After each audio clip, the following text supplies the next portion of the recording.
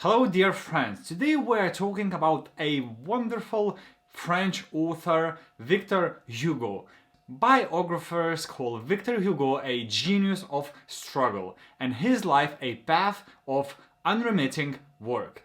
The essence of his talent, its organic nature of romanticism in its various features and manifestations. So who was this giant of French literature?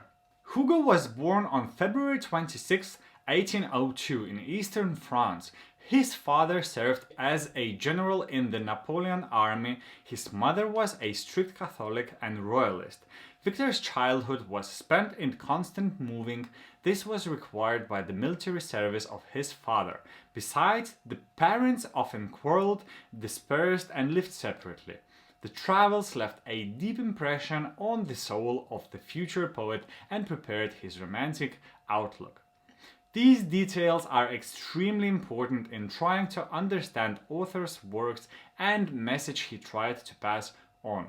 In early years, Victor and his brothers were homeschooled, and only in 1814, when they were living in Madrid, the boys entered the Lyceum of Louis the Great. Though their peers did not accept them into their circle, therefore Victor, deprived of communication with other kids, became interested in literature. At the age of 14, the boy begins his creative activity. He writes his unpublished tragedies, translates Virgil, and at the age of 15 he already receives an honorary review at the Academy competition for his poem, and when Hugo was only 20 years of age, King Louis XVIII granted him annual writer's salary. The first mature work of Victor Hugo in the genre of fiction was The Last Day of the Condemned to Death. It was written in 1829 and reflected the keen social consciousness of the writer, which continued in his subsequent works. The story had a great influence on such writers as Albert Camus, Charles Dickens, and Fyodor Dostoevsky.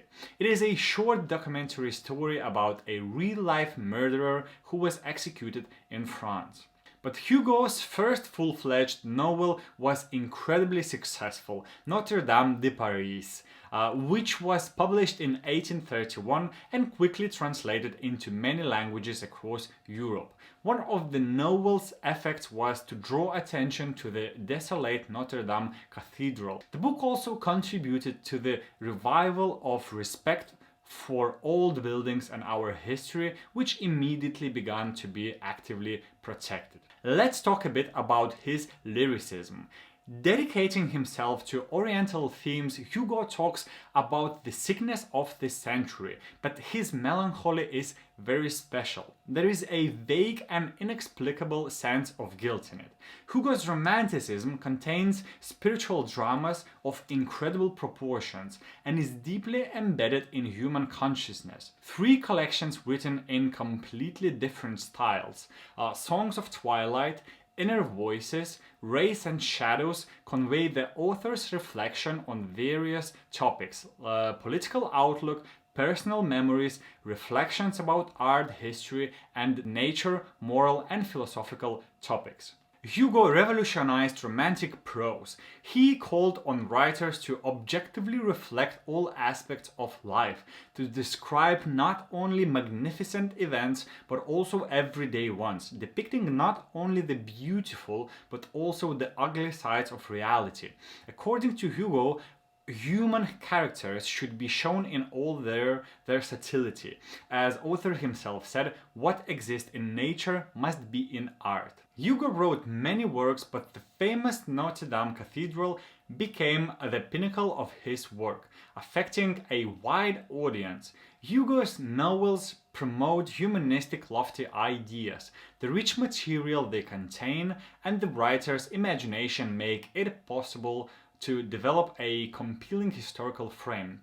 In Notre Dame Cathedral, Hugo resurrects the 15th century Paris, with its courtyard of miracles, inhabited by beggars, and its cathedral, revitalized by a hectic nightlife. But the historical novel is quickly giving way to the social novel, in which the brotherhood of people and social progress are glorified. In 1845, Hugo was inaugurated as a peer of France. In 1848, the writer became a member of the National Assembly and an active supporter of the Republican system. At this time, he began to write non-fiction works.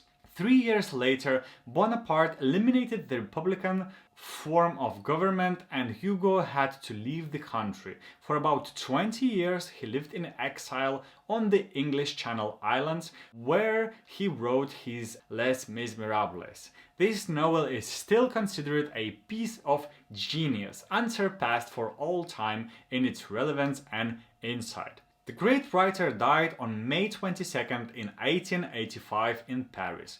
Hugo's funeral became a day of national mourning, and also let me give you some interesting facts about the author.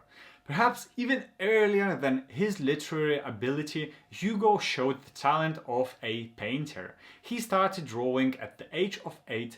Most of the sketches were done in ink and pencil, and our days in private and public collections there are about 4,000 of his graphic works. Hugo's romantic adventures were legendary. The writer really had many mistresses, but he called only one woman his true wife, and no, it was not his legal wife, but the former actress Juliette Drouet.